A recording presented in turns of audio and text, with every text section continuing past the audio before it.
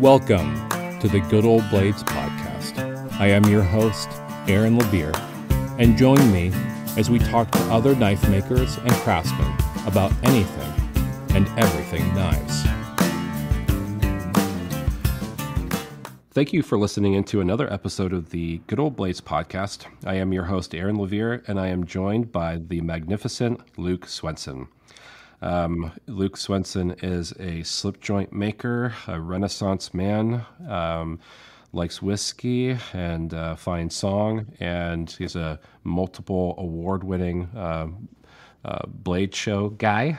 So Luke Swenson, it's really great to have you on the show.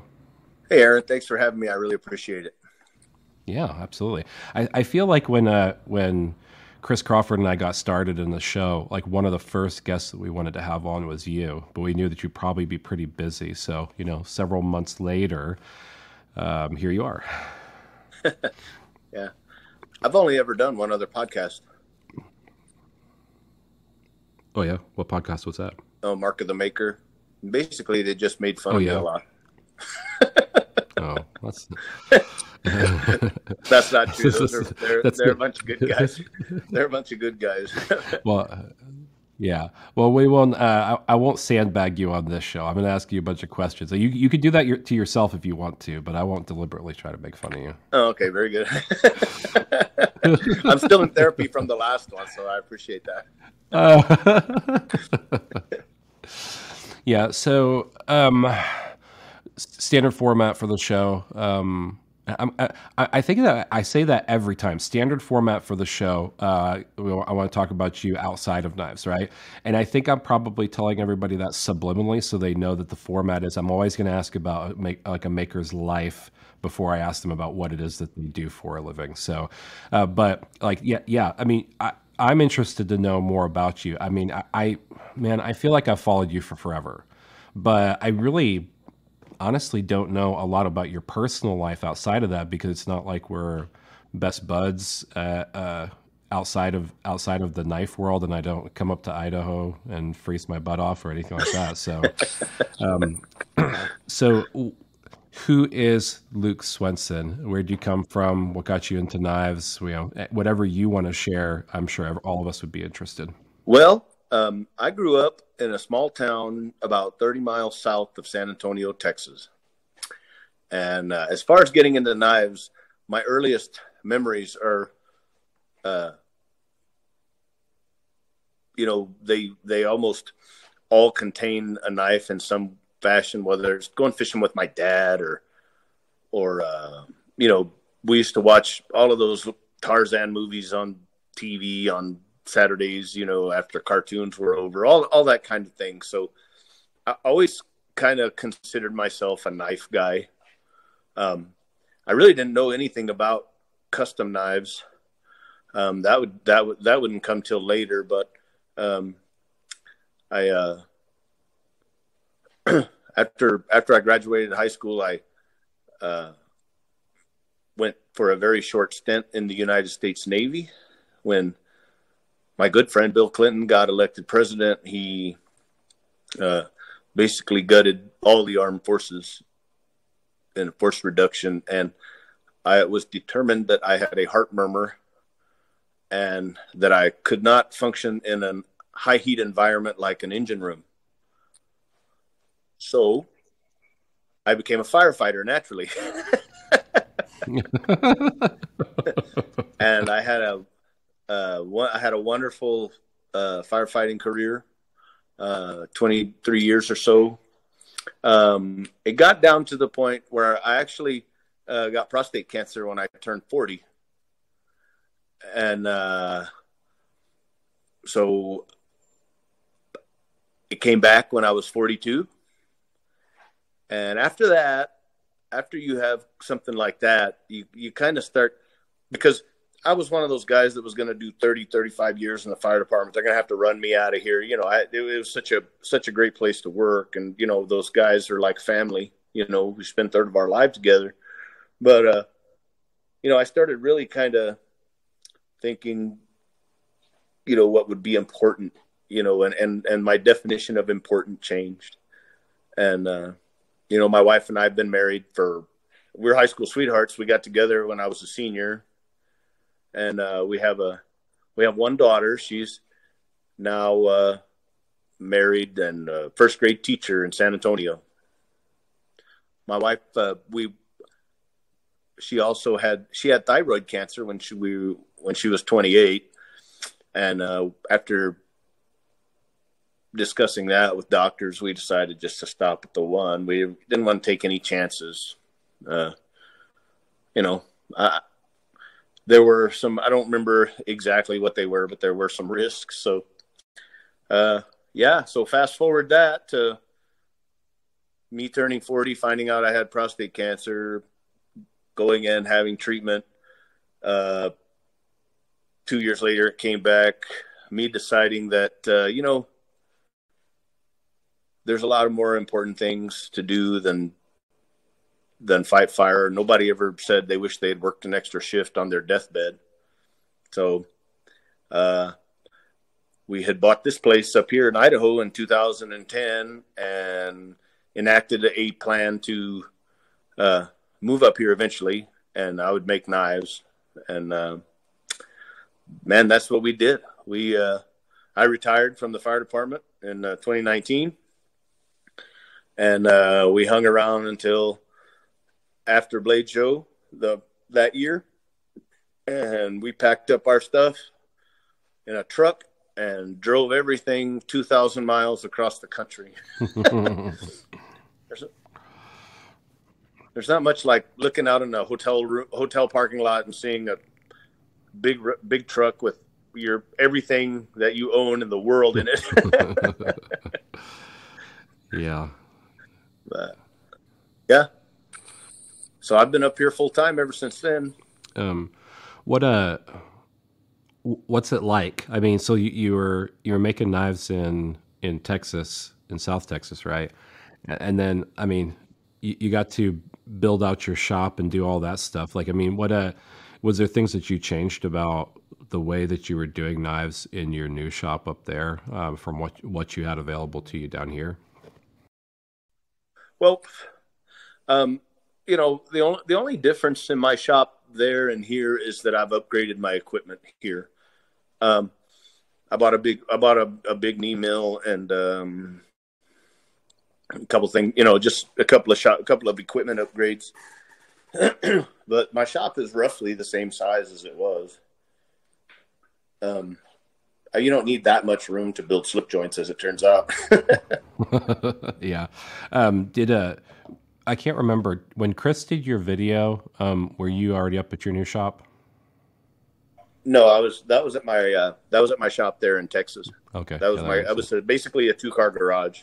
Yeah, that's what I'm in right now. I could use another 2-car garage size. You know what? In retrospect, when I was building this new shop, I wish I had built another 20 feet onto the building, but hindsight, as they say, is 20/20. Yeah. So, talk to me a little bit about your introduction into making knives, like custom knife making, how you got into pocket knives, and also your early experience. I assume your early experience with Bill Ruple too.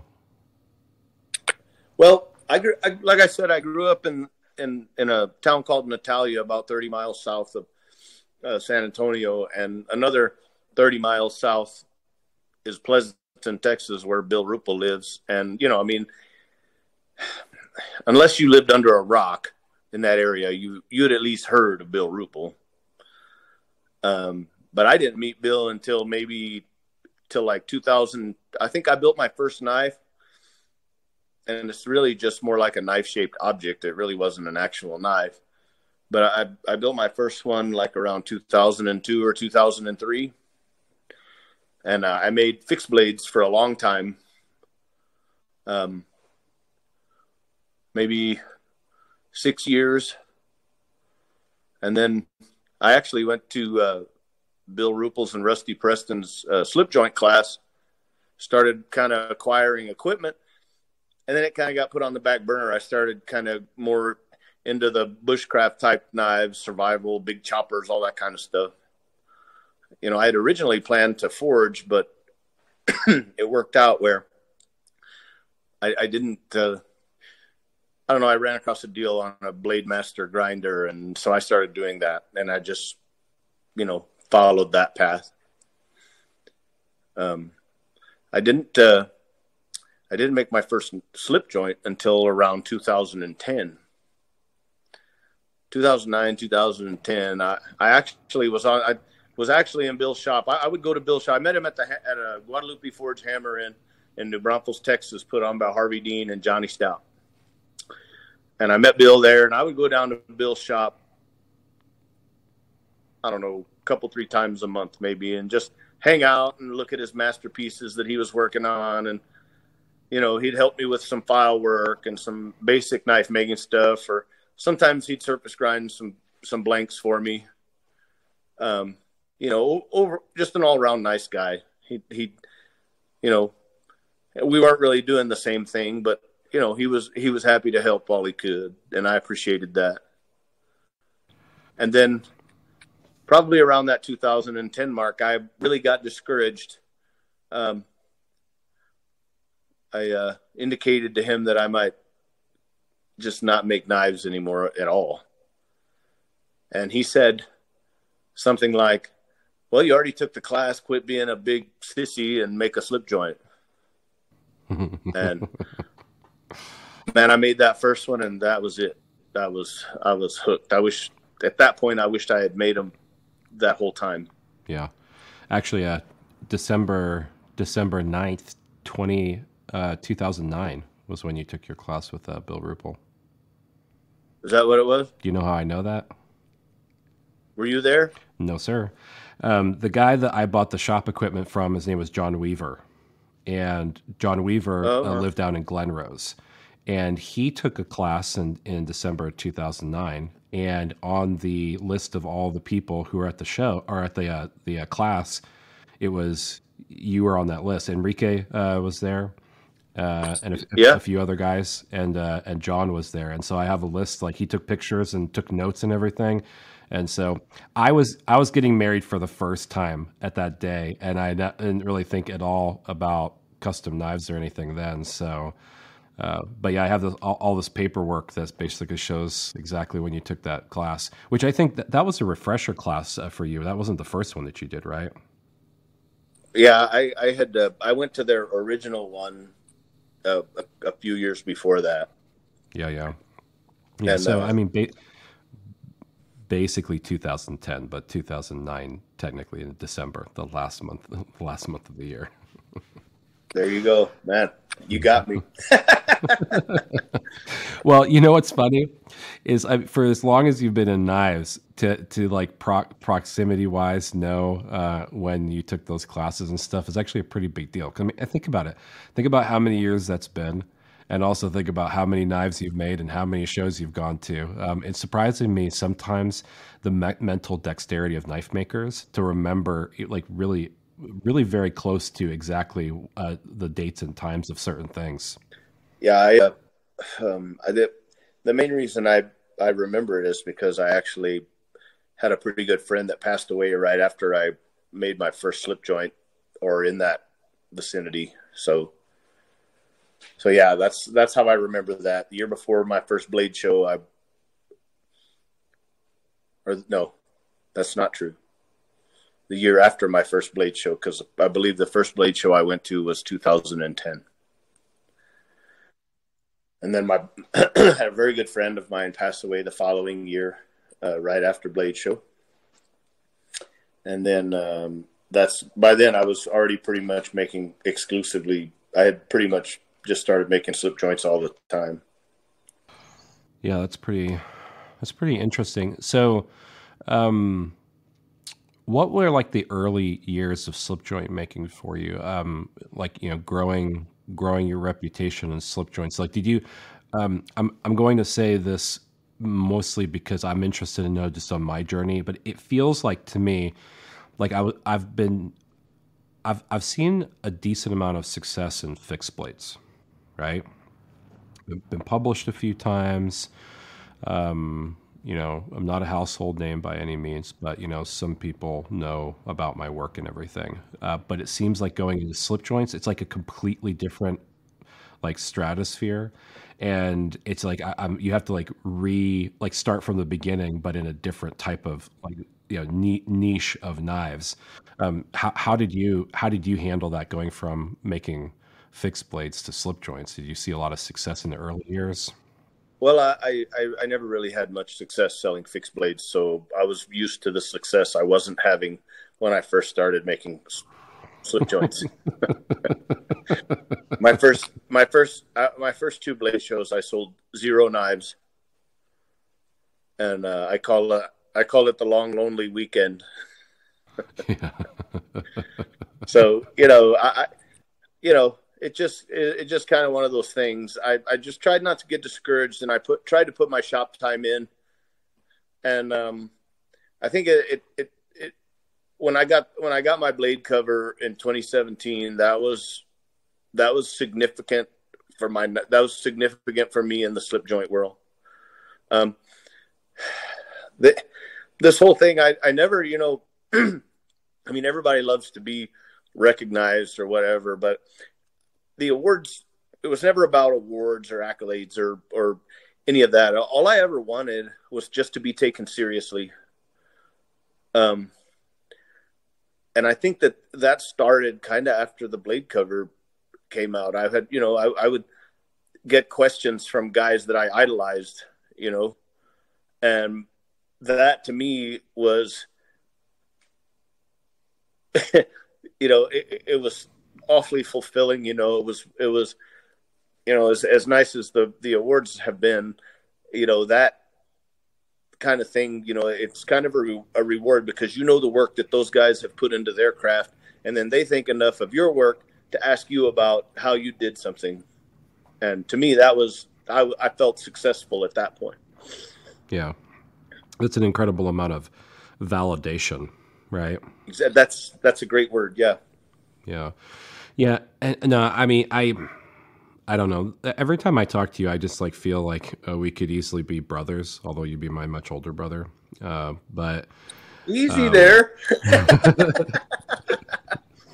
You're old enough to be my dad, bro. I mean, I don't know what to tell you. That's true. I'm still. Hey, I look old, but it's from years of diabetes. But I'm actually 36. So. Well, I would have to have been 14 years old when you were born, so I guess technically I'm old enough to be your dad. But I have a brother who's 16 years older than me. Oh, yeah. So I'm going to say older brother, not dad. That makes me feel a little bit better. Well, I mean, the fact that you'd only be 14 makes me feel bad that I made an age joke. So we're not an ageist podcast here. I'm just joking. I don't look this way because of the years, Hoss. It's the miles. Yeah. But, I think, well, it's good for me, and I've said this before many times, but it's good for me that I have a day job. I kind of treat knives like a don't quit your day job. Yeah. Because there's a certain portion of me that's all I really want to. Like, I would just like to be able to be recognized and have some level of validation with. I'm not even going to say peers, dude. Like, because there's so many. Like, I don't really. There, you get to a certain level, I think, and then you stop really concerning yourself whether a knife is bad or whatever. You just kind of try to do your own thing. But man, there's so many people that I admire. I look up to and look for, I don't know, inspiration from a lot of different knife makers, and you're one of them. Like you and Tim Robertson. I mean, a lot of you guys. I'm constantly looking at your pictures and how you're building things and whatnot, and I'm like, man, I can learn something. Like I have your Chris Crawford video, and that's indispensable to me. And the being able to sit in a room where I actually have some seat at that table, or some level of validation, is really in a lot of ways what I look for. And that's kind of tough because you're sometimes it's easy to get lost in a crowd in knives because there are just so many phenomenal knife makers. But I definitely can like empathize with that kind of sentiment, like just wanting to be validated, Yeah. and and like you matter in the scheme of things. So Yeah. Yeah.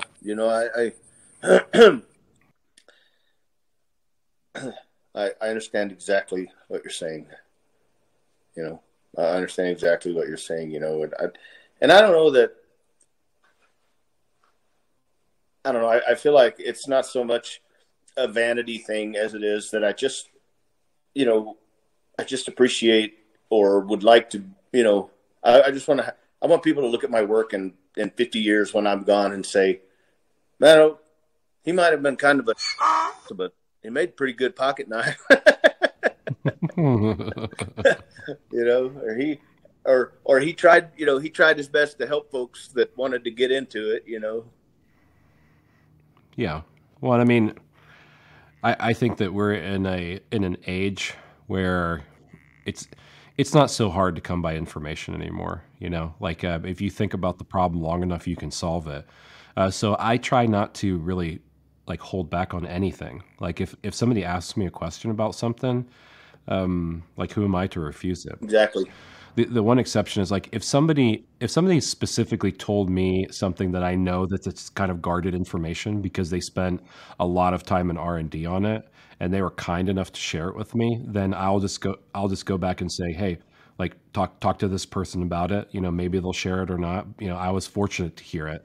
But go back and talk to them, and maybe they'll be willing to do that. So that's kind of like where I draw the line. But everything else, I'm pretty much a talkative person. So to me, that's the beauty of slip joints. I mean, everything you can think of has already been done, and I mean, nobody. I mean, anybody that messages me or calls me or emails me or whatever that wants a pattern, if I've got it, I'll send it.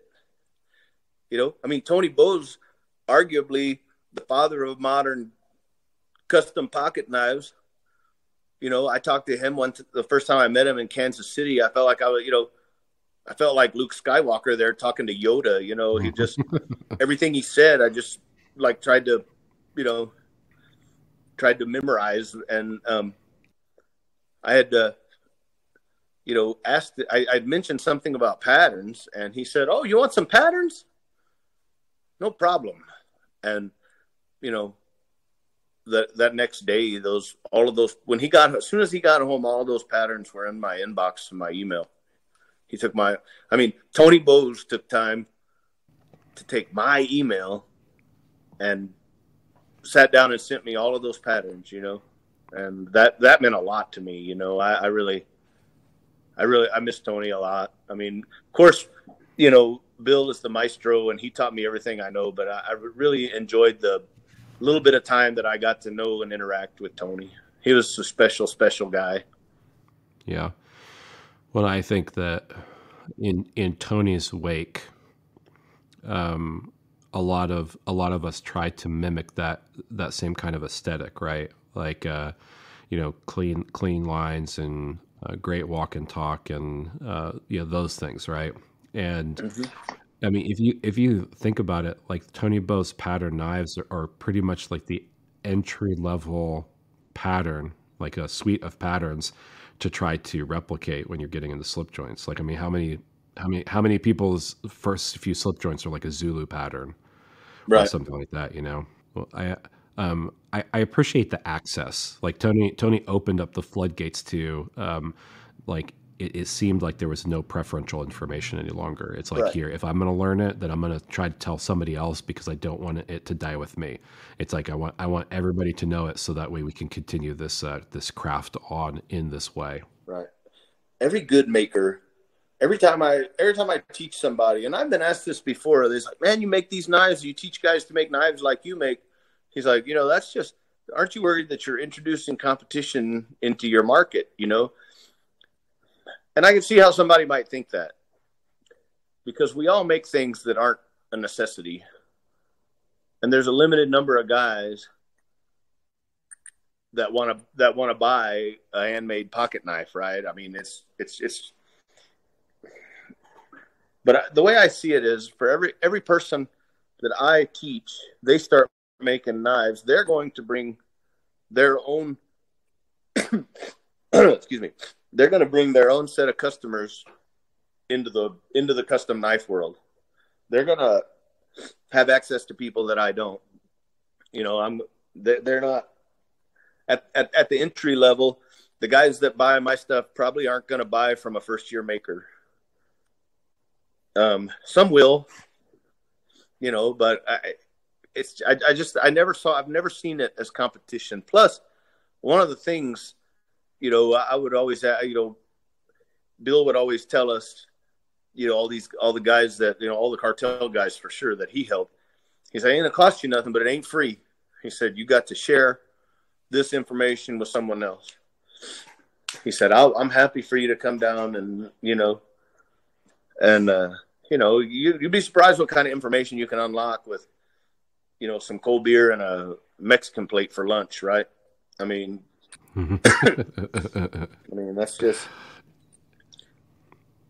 that's just kind of the way of it, And I tell people that too. I said, if I help find you if you come to my shop, you probably, I'm not gonna charge you anything, I'm not gonna, I don't know. I just never could do that. The idea that somebody would actually pay money to hang around with me is pretty out there, if you ask me. Well, kind of on the competition side of things, they say like the rising tide levels all boats, right? And the way that I look at it is, it's not so much competition as it is awareness, right? And I'll use it for instance. I'm really weird about data. Like I like looking at data and inspecting it. And so obviously at my own cost, I went through and bought a bunch of the old knife magazines over the years, the yearly publications. Mm-hmm. And I went back to 95, I think. And I think I bought them every 5 years to current day. And I looked at the difference between makers that were producing slip joints back then to now, and you see a like meteoric rise in the level of exposure that it's pocket knives, but specifically slip joints, like Rusty Preston, Bill Ruple, Don Hansen, a few others. Is it Steve Dunn? A few others were making them fairly consistently back then. Right. But then you start seeing a lot of other people, like a lot of other Japanese makers, some Italian guys, and you just see like a spike where it's now like we are definitely in probably the most exposure for slip joint pocket knives than we've ever had. Agreed. Apart from like the big knife companies actually producing them in the 1800s to the turn of the century, really.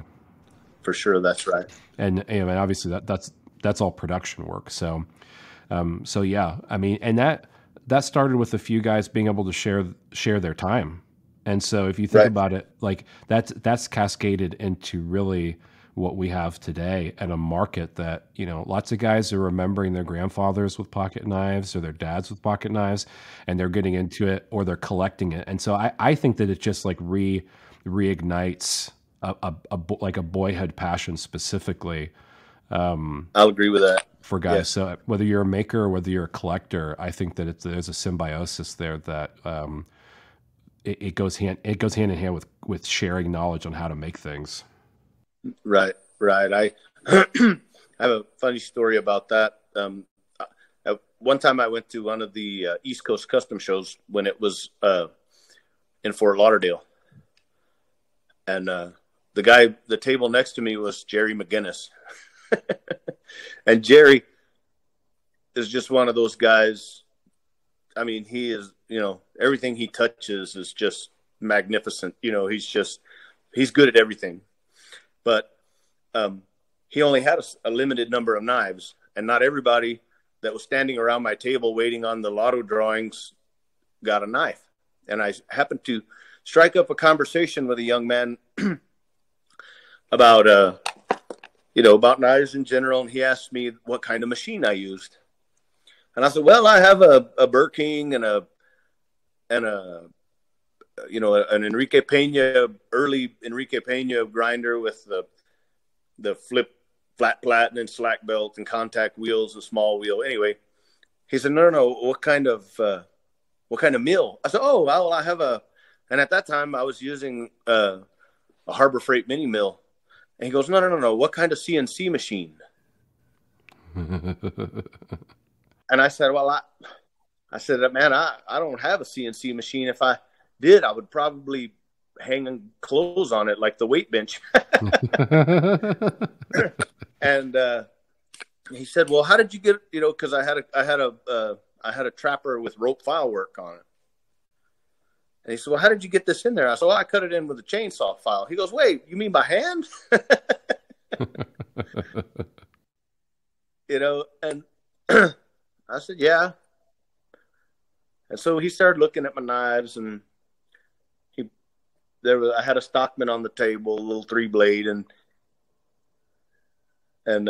he picked that up, and he goes, man, my grandpa had a knife like this. Anyway, I could see he was taking a stroll down memory lane when he was looking at these knives. That was kind of cool. And a little bit later, him and his buddy came back, and they both ended up buying knives off my table that show. And younger kids too. These guys, that are making all of the high end tactical stuff, like Jerry and all those guys. They're the tactical guys making the liner locks or the flippers are the ones bringing in the new collectors. I mean, those they may not. They're bringing in the new collectors, and my job, I feel, is to show those guys my work, kind of like that. Kind of, hey, check this out. This is also cool. And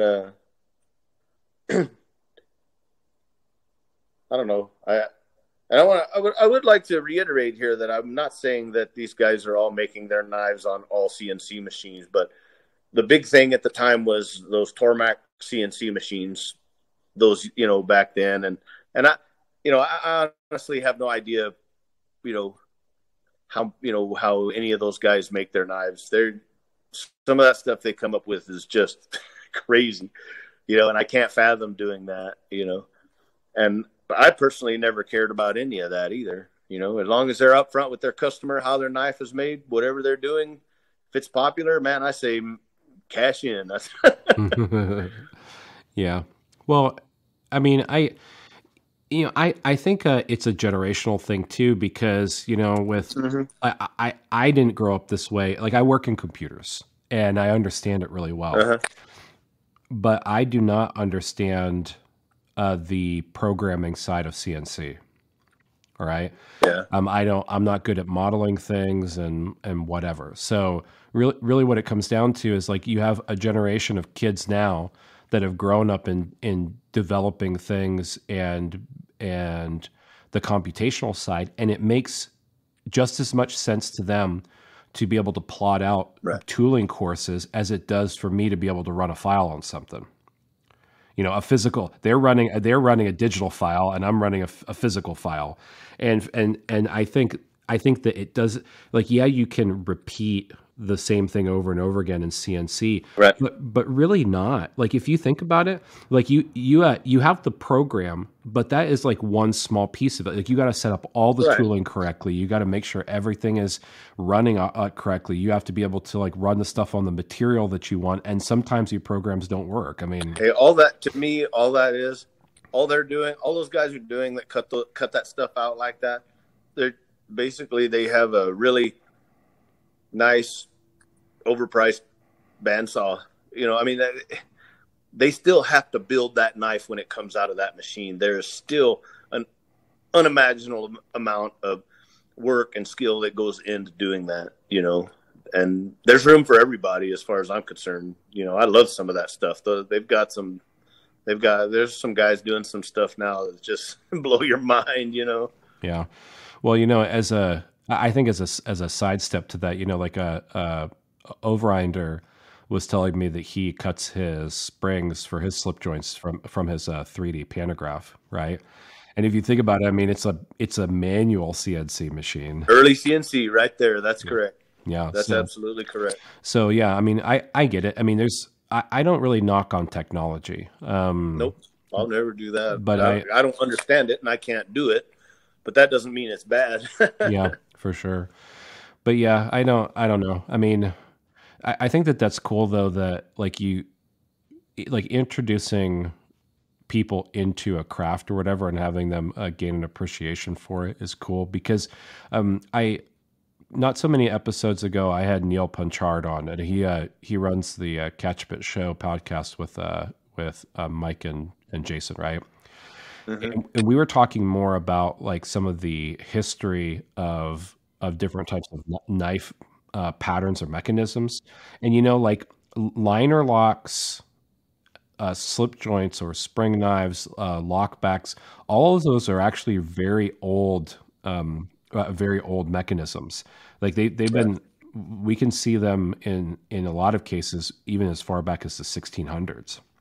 Mm-hmm. So really, when we talk about like the new liner lock crowd, especially, or frame locks for that matter, because it's really not that much different than a liner lock, we're talking about reigniting a previously used and unpopularized mechanism, right?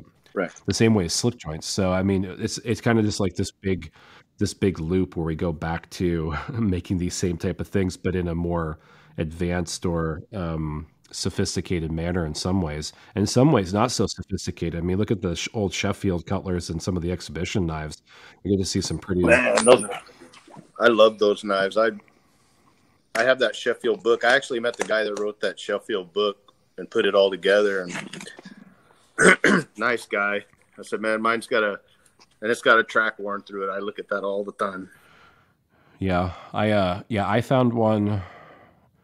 I found one on eBay at some point in time, and I don't know what, like, it recommends things to you now where if there's a book that comes up that you were previously looking at, it'll tell you if there's another one that shows up. And I found another one for a steal, and I asked Tim Robertson, I was like, hey buddy, I was like, do you have this book? And he's like, no, I can't say that I have. So I think I bought it for like $40. And I was surprised because, I mean, I think list price, that was like $100 or $150. Right. And gave it to him. And so like, we'll like look at those knives and dream about like how to put together some of those more complex things. I'm not anywhere near one to like try to replicate anything in the Sheffield book in my pocket knife journey, but some of that stuff is just incredible. And there's some guys that are, Evan Nicolaitis is really, man, he's been bringing it with that, doing those old patterns out of that Sheffield book. And, it's really been cool to watch, see some of that stuff, see some of those, couple of those older patterns come back. Yeah. Well, I think Evan has a disposition for that. He seems to be a little bit on the meticulous side. And I just don't know if I could spend all that time trying to replicate it. I mean, look at his like hand filed corkscrews or things like that. I'm just there's no portion of that I really want to spend the time on. Yeah, that's you got to really want to build something to do it like that. That's for sure. Yeah. Well, yeah, and I mean, I don't know if there's enough money in it for the time, but there is not. Yeah. I mean, I can promise you there is not. And even building a knife like even a 5-blade sow belly or a 6-blade sow belly or Stockman, there's no money in it. I mean, for what I get for one of those, heck, I could build, I can't even tell you how many single blades I could build in that time and make triple the money probably. But sometimes you just have to kind of do these things just to show everybody that you can. Well, yeah. Not only that, but you can only build so many single blades before you get bored with it. And I think that's probably that's the driving force for most makers, I think, is like you get an idea in your head, like, maybe I can do that. It's like your first knives, like what motivated you to do it? It's like, oh, I could rather than buy one, I can make one, right? And, Yeah, and then you're like, well, rather than wonder whether I could build a 5-blade sow belly, I'm just going to make one. And then many cuss words later, you realize that you probably shouldn't have done it in the first place. But you're already too far along, and you complete the first one. You're like, okay, I'll make another one. Well, yeah, you have to really kind of hate yourself a little bit too to do any of this, because it's a bunch of, go slow, go slow, go slow. Oh, I went too far. Remake parts, cuss, repeat. Yeah. And I always tell everybody that I have a love-hate relationship with slip joints. I get to where I don't even want to look at them, and that usually lasts me for about, I don't know, a couple of minutes, and then I'm, right back at it again. Yeah. I guess I'm a glutton and I'm not smart enough to quit. Yeah. Well, I think it also is that, I don't know. I think with knives, and I know this exists with a lot of other crafts, but there's always a problem to solve. It doesn't matter, like pretty much from the moment that you start on a knife, it's a problem solving one thing after the other. Profiling it, grinding it, surface grinding it. Square holes, not square holes. Fitting everything together. Like it's constant. So I mean, if you have a tinkering mind, if you have an inquisitive mind, if you have like just want to be able to create something and build through it, knives. I mean, they tick all those boxes for me. And what's crazy about it too is like there's so many additional things about knives that I love. Like I love knife history. I love researching old makers and their work, and production versus custom, and all sorts of stuff. All the mechanisms, the metallurgy of it. Like just about. I mean, you can go down rabbit holes with scrimshaw or engraving or Damascus making, like everything. Like pretty much anything you want to ever do, you could do with knives. That's a fact. So, how many awards do you have so far with a Bladeshow? You have, is it 3 best slipjoint awards so far? I actually have 5. 5? I've won 3 at the Blade Atlanta, and I won Blade West and Blade Texas one time each. Oh, okay. Yeah, it's hard to keep count of your awards at this point. But you won this past weekend with a lockback Willard, right? Yes, sir. Yeah, I saw a picture of that. That's pretty cool. One thing I kind of wish for those who can't actually attend Bladeshow is that there was a little bit more like live updates on awards and those shows and things, like the because like the in-person classes you can go to and see, but unless you actually go to Bladeshow, you never get to see them again. And it's the same way with awards. Like I always look at if somebody is taking pictures there and then post that up to social media, that's the only way I ever actually know about them. So I actually didn't know that. I don't think I saw that you won an award. I didn't know what award it was until I actually talked to you after the show. So yeah. Well, I usually, excuse me, I usually only enter into the slip joint category. I don't know. You go look some of it. It's pretty.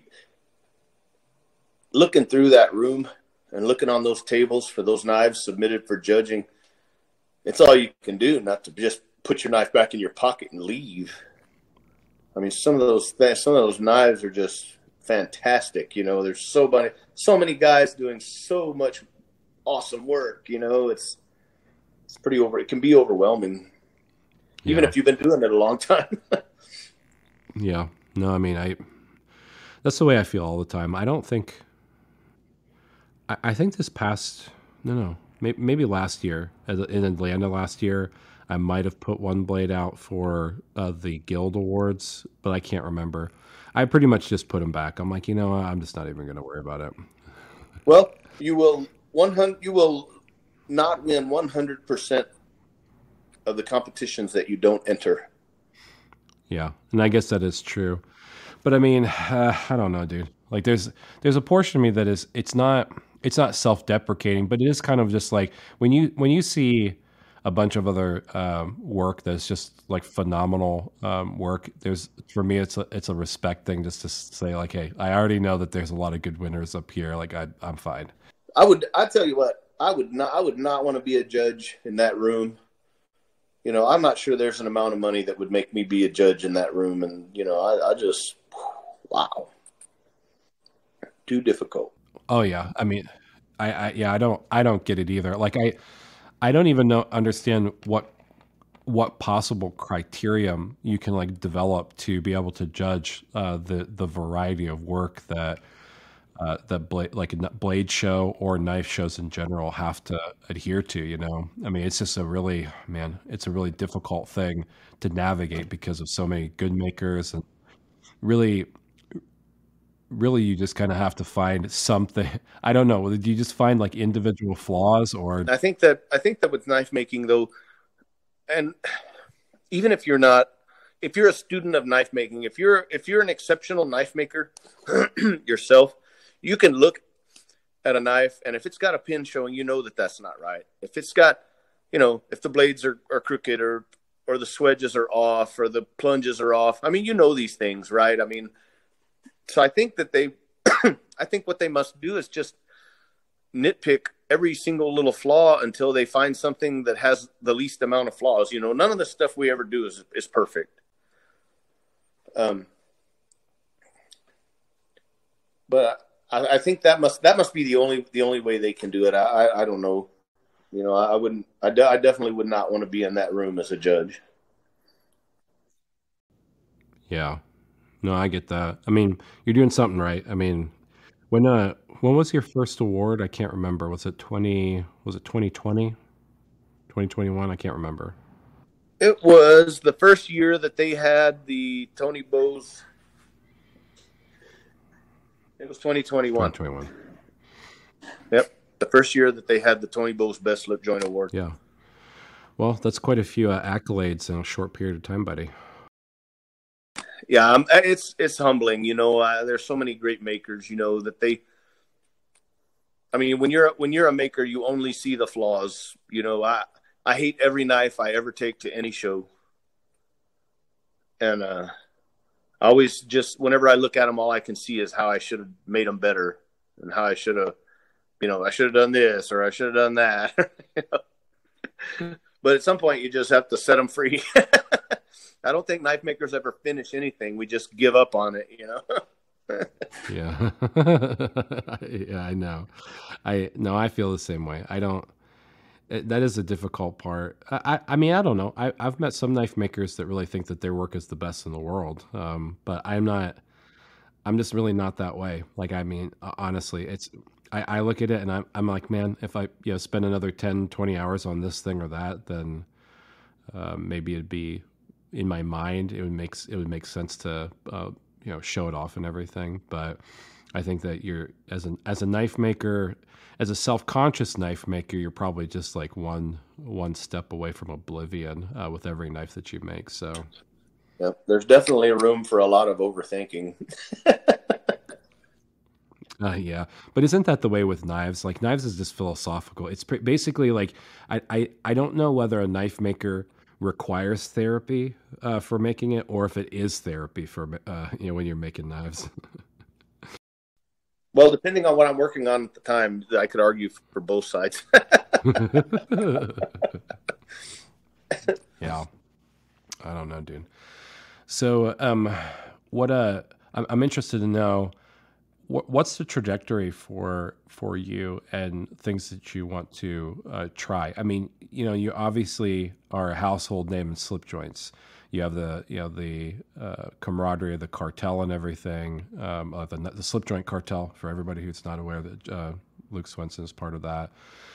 And you make incredible work. I mean, what's like the next thing? Like, do you have any ideas or things like that are pushing the boundaries? Yeah, I mean, Yeah, there's some things that I would love to try. I want to try to make an automatic. I want to try to,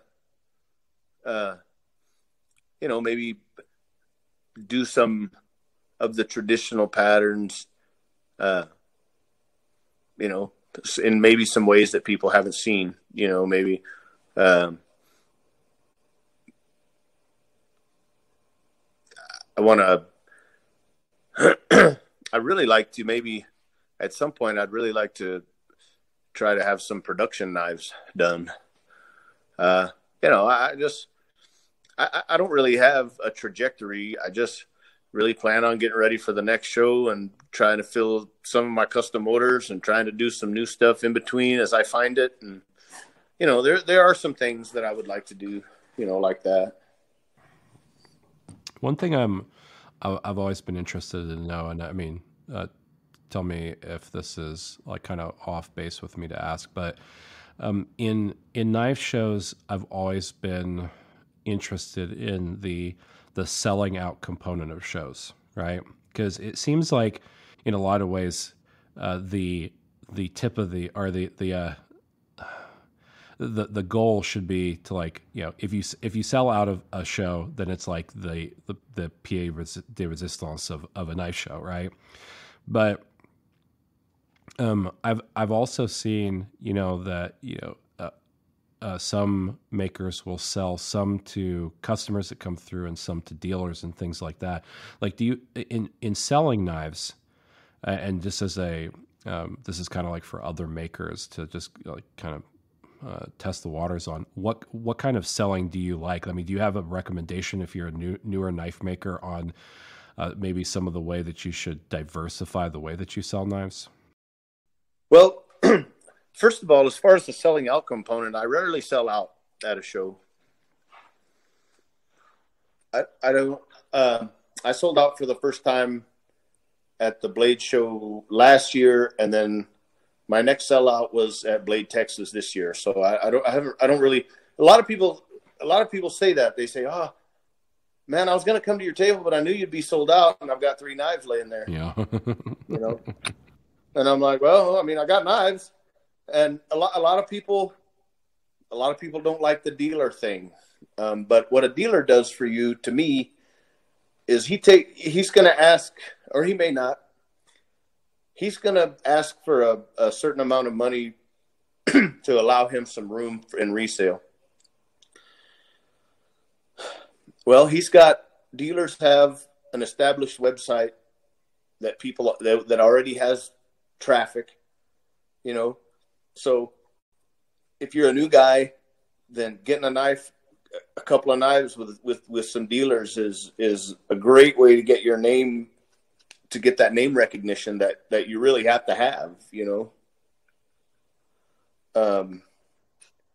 I think that everybody would love to, have people, and I think all of us would love to have people just standing at our table waiting to buy everything that we put out there at our table price,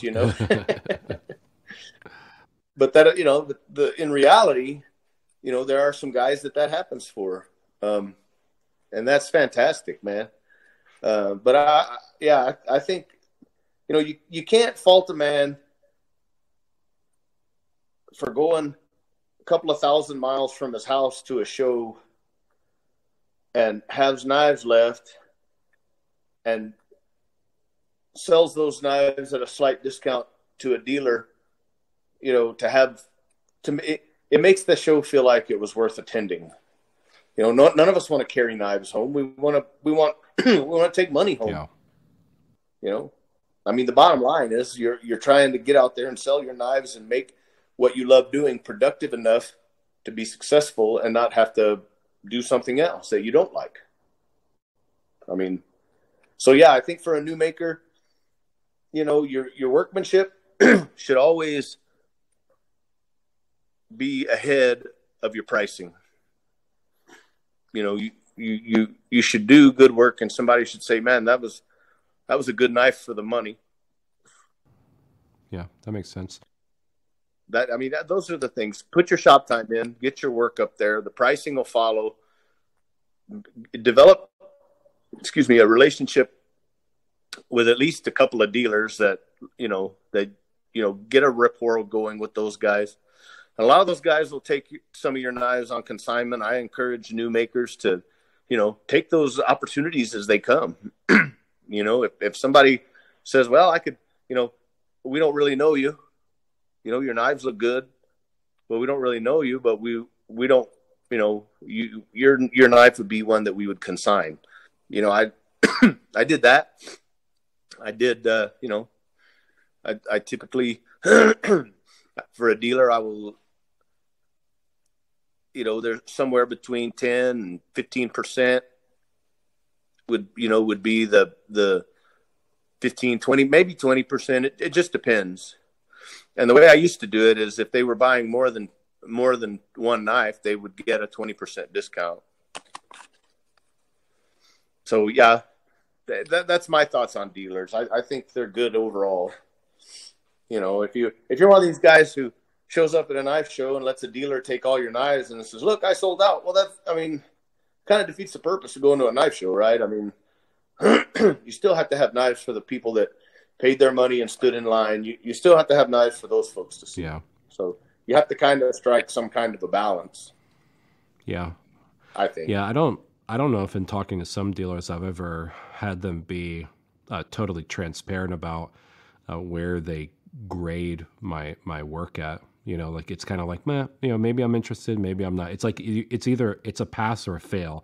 It's like we can either go with this or we don't. And I don't usually have anybody say, all right, well, let's start off on consignment and then see where things go.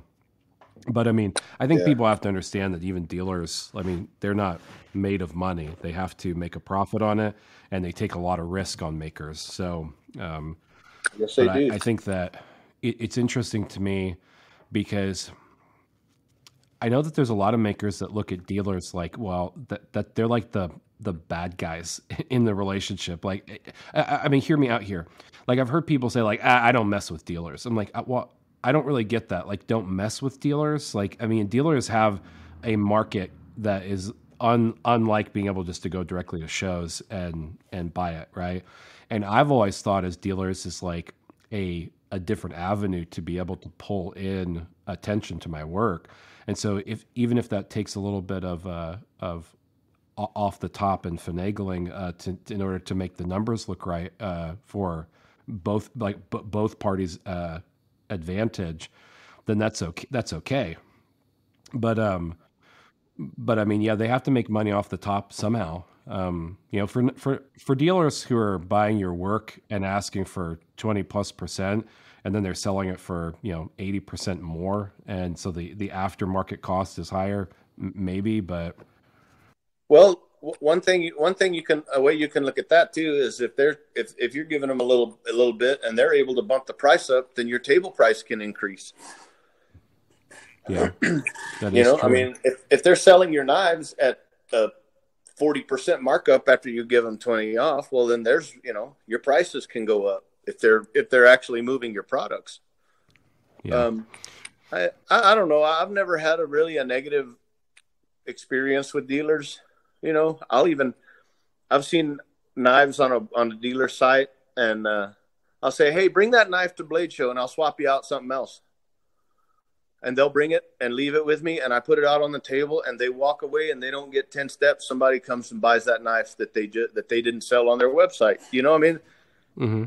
Some people absolutely won't buy from a dealer. They only want to buy at the show, which is why I encourage guys, don't get hung up on just the social media sales. They're great.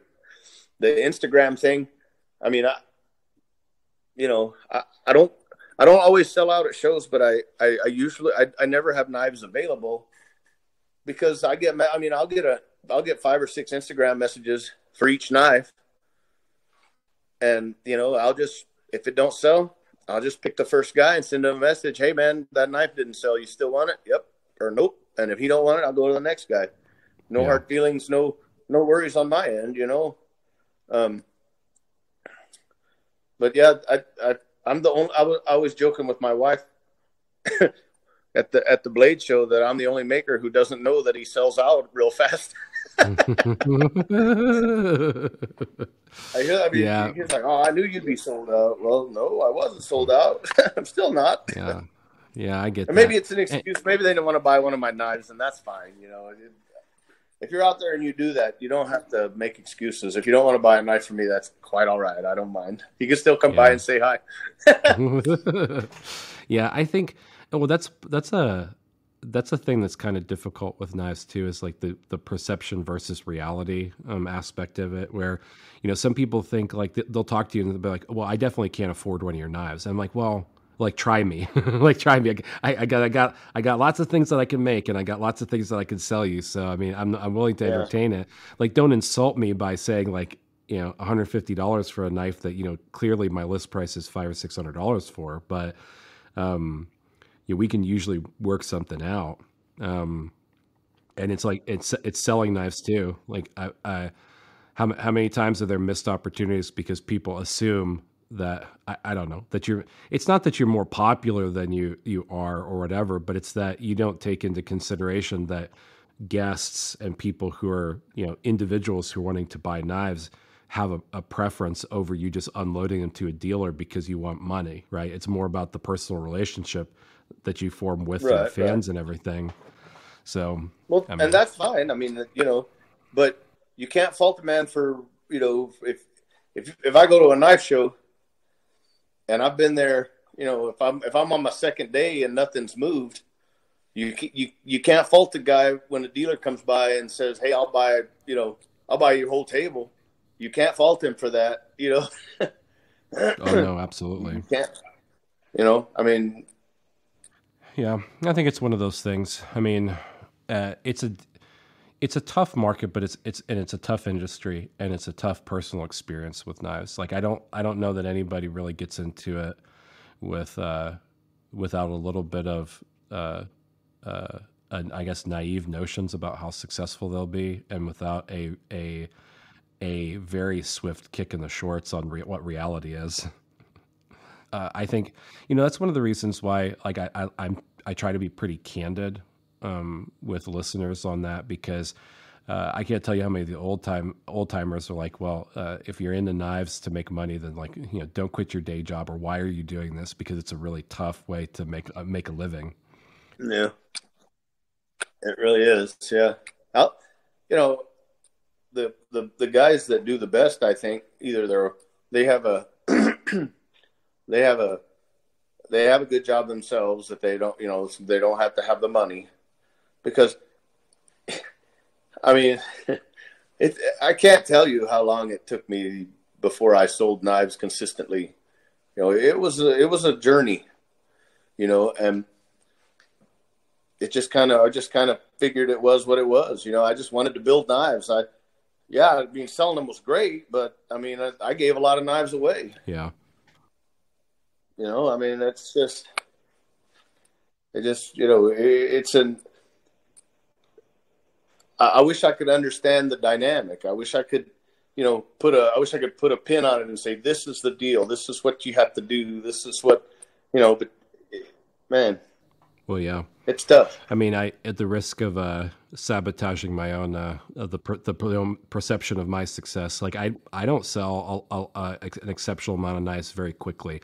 Like I've never sold out at a show. I always do okay, with the exception of last year's show circuit was just kind of difficult. I got skunked on a few shows, and We've and been there. We've all been there. yeah, and I did a smaller show this year in Oklahoma, and I think I sold one knife. And normally I could put them up on my website and kind of shop them around, tell everybody about them. But I'll tell you, like most of those knives are still sitting there, and it's surprising to me in some ways, because I feel like Yeah. like those knives are like my best work to date, and yet some of them just like sit there for forever. So it's interesting. I tell you what, I took a knife to Solvang this year that I thought was the absolute best I had ever built. And I thought it was my best knife ever. And man, nobody bought it in Solvang.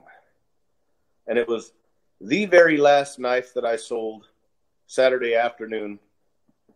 And and it didn't go to a dealer. It went to a collector, and it was that same. Well, heck, I thought all your knives were gone. I thought, man, who's telling these people that I don't have any knives left? I'm gonna slap the crap out of them if I find them. But yeah. So anyway, yeah. Go by anyway. If you think a maker's sold out, but you haven't asked him at that show, just go by and say hello. You never know. Hey, I'm just as happy for a guy, guy that follows me on Instagram, or a guy that, is in the Facebook group or whatever, man. I'm just as happy for those guys to come by and shake hands, and laugh a little bit and have a good time. And, that's the best thing about knife shows. I mean, if you sell knives, that's just kind of like icing on the cake, Absolutely. Well, something that I think is important to note for everybody is I really appreciate the consistency with all of you guys in the cartel. And I'm going to say this because you all share a very similar vein where it doesn't matter whether you've sold all the knives on your table, you guys stick out the show, right? I see some knife makers that they put a sold out sign on their table and they bounce. And, they go home or they spend their time doing other things or sightseeing or whatever. But one thing I've always really appreciated about that is that you respect not only the venue by sticking around, but you also respect the people who might want to come and just talk to you and everything. And Sure. That's been an incredible, every time I've seen you stuck around in times when it's been slow, when it's been fast paced, and everybody gets an equal opportunity to be able to meet you and talk to you and everything. And that's something that I think that everybody needs to know. Go talk to Luke, go talk to Robertson, Tim Robertson, go talk to Bill Ruple. I mean, all of them are sitting at their tables waiting for you to talk, and it doesn't matter whether they're sold out or not. They don't have to be there. They want to be there. I kind of feel like, I kind of feel like putting a sold out sign on your table and then leaving. I feel like you're not standing up to, you made a contract with the show promoter to bring knives to your table to display, but that's not, you agree to be there, for a certain amount of time. Now, if you got to fly home or something like that, that's different. If you have to take out a couple hours early because you got to get to the airport, that's not the same thing as just taking all your stuff and leaving altogether, and, so I don't know. And, Bill he said that too. He said those show promoters, there's a lot of work that goes into putting on a show. A lot of money spent and a lot of man hours, a lot of coordination has to go on. So, asking you to sit there till 2:00 on a Sunday is not that big a deal. Can't dance. You might as well sit there and talk about knives. Right. But I do. I think it's important. I respect it a lot, and I think that I think that especially like Bladeshow and these other venues do too. Because if you just sold out, if you sold out and bounced, I honestly don't know why you'd go to the show in the first place. Because a lot of people can find a way to do that online. You know what I mean? Sure. I'm pretty sure that I could sell every knife online that I take to a show. The admin, I'm not a tech guy. I'm lousy at my Facebook group. I'm worse at my Instagram page. I don't go live. I don't do a lot of videos. I wish I would do all those things. I wish I understood that. But with the advent of the social media, it changed my knife making completely. Because now you've got an audience of, you got 3,000 or 4,000 followers, whatever you got. I don't know how many, but one of those people is probably going to want one of those knives, and I've met some really cool folks via the Instagram and the Facebook group, and, guys that are, that if they never buy a knife from me again, they can still come to my house and eat barbecue, drink whatever, my best liquor, whatever I've got, when I first started this, I didn't know anything about custom knives. And by that first year's end, all of my friends were basically knife makers. Yeah. Yeah. I think I got divorced and I got remarried, and most of our mutual friends chose my ex-wife for some reason. And so I really didn't have that many friends. I was like, whatever, I don't care about Facebook anyhow. And now if you look at it, most of my friends are knife makers.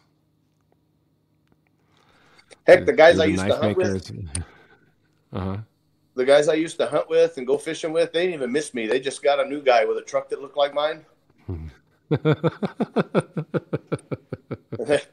They would show up the first of the year for me to sharpen their hunting knives, though. Yeah. Loyalty is a fickle thing. Yeah, that's a fact. That's a fact.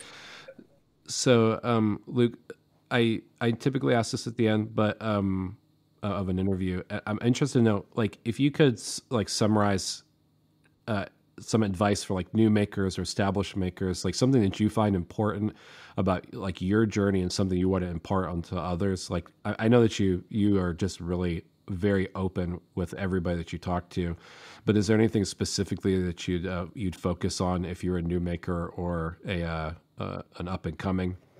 Yes, the thing, and I learned this from Bill, and he said, the customer is always right, even if they're wrong.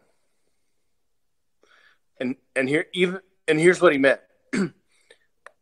You can do 10,000 good things and nobody will know about it, but you pull one move and your reputation is gone.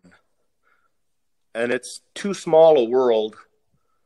The knife community and the custom knife world is too small to have, any of those kinds of things hanging on you. So, the customer's right. Whatever it takes to make that person happy, you have to do it.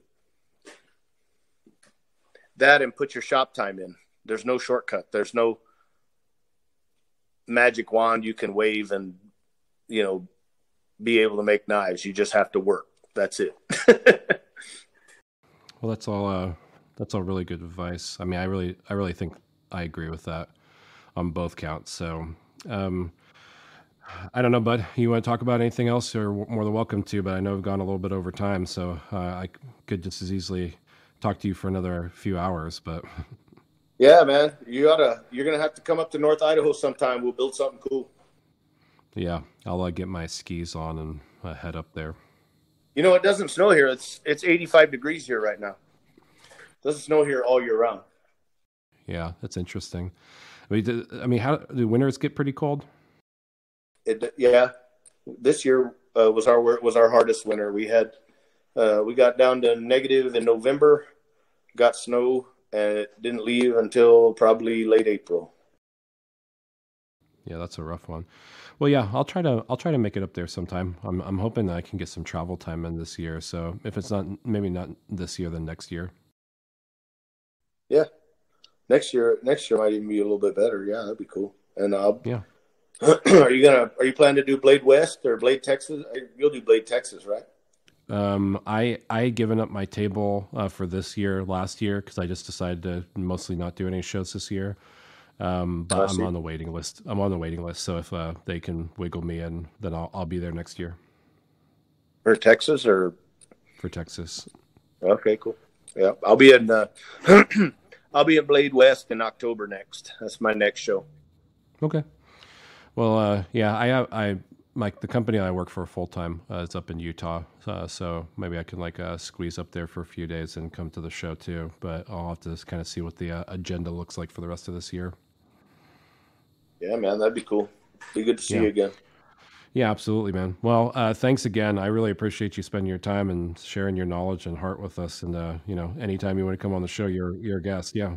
Hey, man, I'm honored to be on the show. I appreciate it. Yeah. Yeah, absolutely, bud. Well, you have a good evening, and we'll talk again soon. Okay, brother. Talk to you soon. Thank you for listening to another episode of the Good Old Blades podcast. Remember that you are loved, and God bless.